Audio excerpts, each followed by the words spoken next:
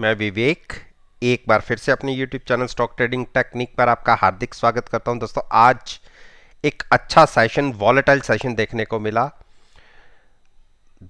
ज़्यादातर समय हमने नेगेटिव साइड पर ही ट्रेड किया, वो भी 100-125 पॉइंट तक भी हम गिरावट पर ट्रेड करते रहे। उसके बाद शार्प रिकवरी भी दिखी, एक बार पॉजिटिव भी हुआ, फिर नेगेटिव साइड पर ट्रेड करने लग गए।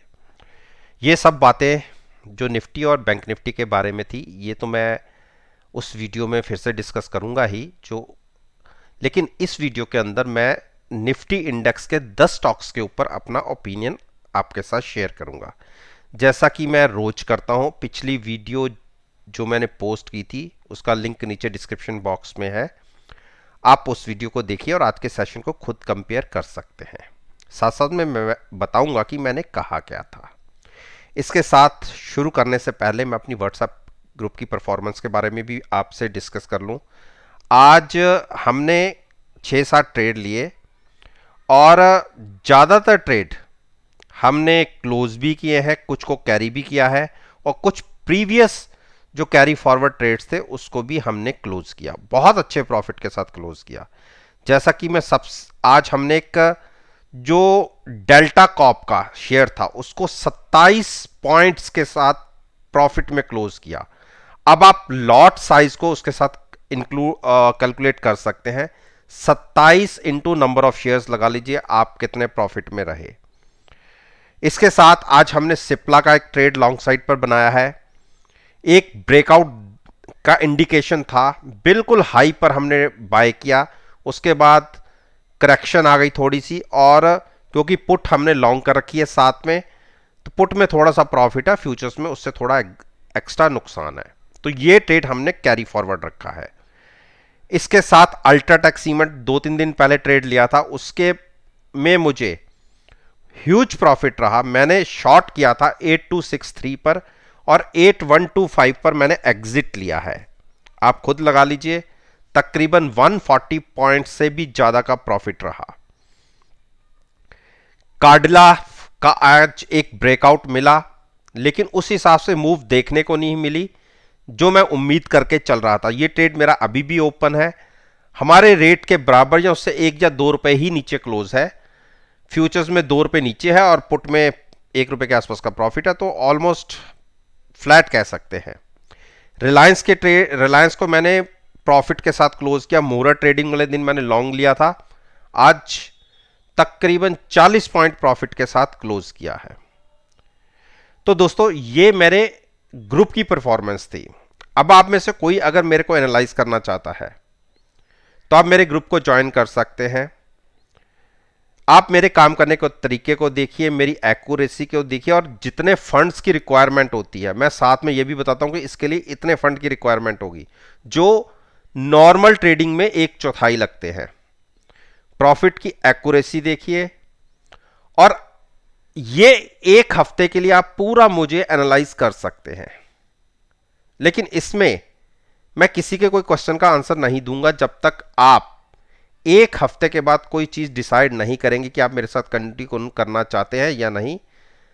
अगर आप मेरे से कोई क्वेश्चन केवल ज्वाइन करना चाहते हैं क्वेश्चन पूछने के लिए ही, तो कृपया करके मेरे को ज्वाइन मत कीजिएगा। मेरे साथ जुड़ने का तरीका है, मेरी ईमेल आईडी नीचे है, आप उस पर अपना कॉन्टैक्ट नंबर मुझे फॉरवर्ड कीजिए, मैं आपको खुद उसके अंदर ऐड करूंगा। अब सबसे पहले बात करते हैं अल्ट्राटेक सीमेंट की। देखिए, जैसे कि मैंने व्हाट्सएप ग्रुप में बताया था आपको कि मैंने शॉर्ट करके ट्रेड लिया था, और मैंने अपनी पिछली वीडियो नीचे डिस्क्रिप्शन बॉक्स में है, आप उसको देख सकते हैं। मैंने ये क्या कहा था कि जो पिछला हाई था, गिरावट यहां तक कंटिन्यू हो सकती है, और देखिए जो आज लो लगा वही लगा, 8063 के आसपास का।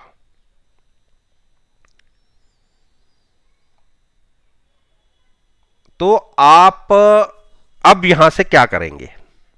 जैसा कि मैं हमेशा कहता हूं कि जब भी कोई रैली गिरावट में या तेजी में कंप्लीट होती है और प्राइस 2-3 दिन वहां कंसोलिडेट करता है, आप ये मान के चलिए जहां से रैली शुरू हुई थी और जहां रैली खत्म हुई, उसमें से 30% के आसपास की ऑपोजिट मूव देखने को मिल सकती है। आप देखिए, मैं अगर आपसे बात करूं 7,000 के आसपास से हम शुरू हुए थे और हमने जो हाई लगाया 8295 का, ऑलमोस्ट ये मान के चलिए 1200 पॉइंट की रैली थी। तो 1200 पॉइंट में से अगर 30% आप माइनस करेंगे तो 300 पॉइंट बनते हैं। अब हाई से देख लीजिए, ऑलमोस्ट हमने 300 पॉइंट करेक्ट करे हैं, ऑलमोस्ट। तो मुझे लगता नहीं है, मैं अपना पर्सनली बताऊं, मुझे नहीं लगता कि हम 8000 को ब्रेक करेंगे। फिर भी किसी ने कॉन्शियस होकर ट्रेड लेना है तो जब स्टॉक 7900 या 8000 के बीच में आए तो अब वहां पे लॉन्ग कीजिएगा। मैं इस ट्रेंड लाइन को भी कंटिन्यू कर देता हूं आगे, जिसको क्रॉस करके ये पहले नीचे आ गई थी, अब ऊपर निकल गई है, तो मुझे नहीं लगता कि हम फिर से इसको ब्रेक करेंगे। अगर इसे ब्रेक करेंगे तो फिर से हम बेरिश हो जाएंगे, तो इसकी पॉसिबिलिटी काफी कम है। अब आते हैं आईओसी। देखिए, आईओसी ने जो एक बड़ा रनअप दिखाया था 135-36 तक का, मुझे यहां से बुलिश क्रॉसओवर ही लग रहा है और तेजी ही लग रही है। मैं गिरावट की उम्मीद नहीं कर रहा। आप देखिए, यहां से बुलिश क्रॉसओवर है, तो एक बड़ी मूव की तैयारी इस स्टॉक में भी है। फिर भी आप इतने हाई पे बाय नहीं करना चाहते, कोई दिक्कत नहीं है। आप 130 और 131 के बीच में गिरावट पे बाय कर सकते हैं। यहां पर नीचे बाय करेंगे तो रिस्क रिवॉर्ड रेशियो आपके फेवर में होगा, यहां उतना फेवर में नहीं है।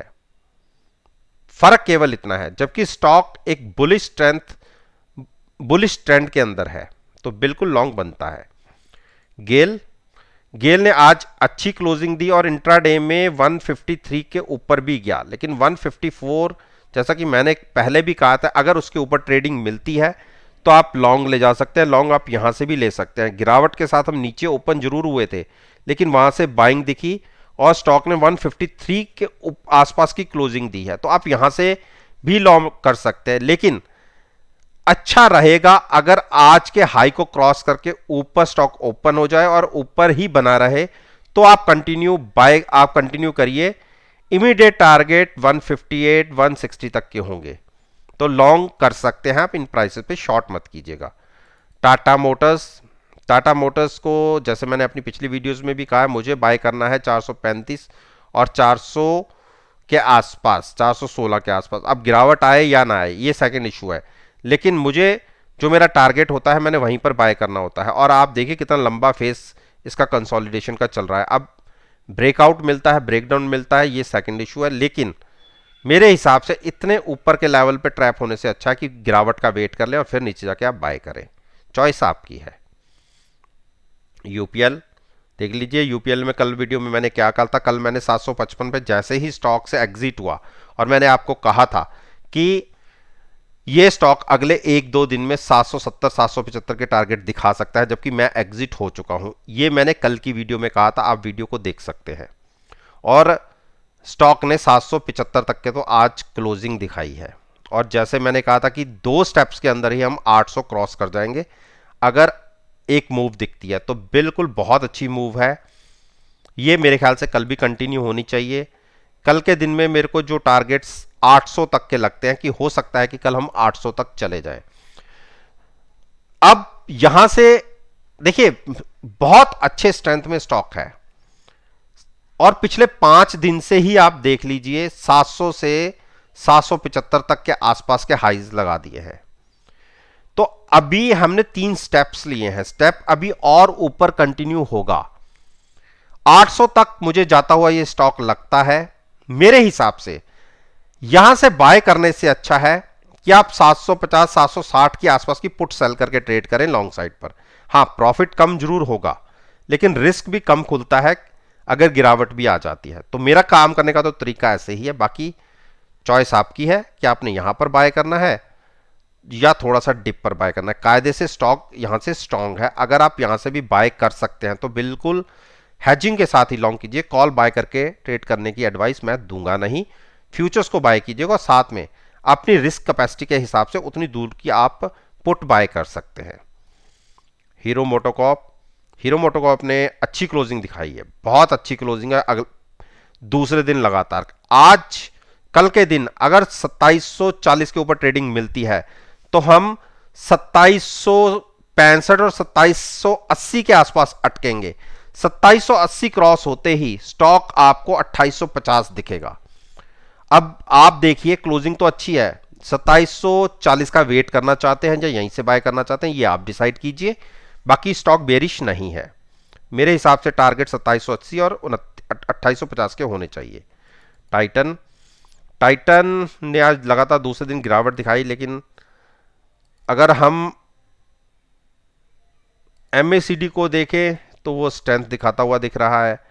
कैंडल फॉर्मेशन देखें तो 2 दिन नेगेटिव है।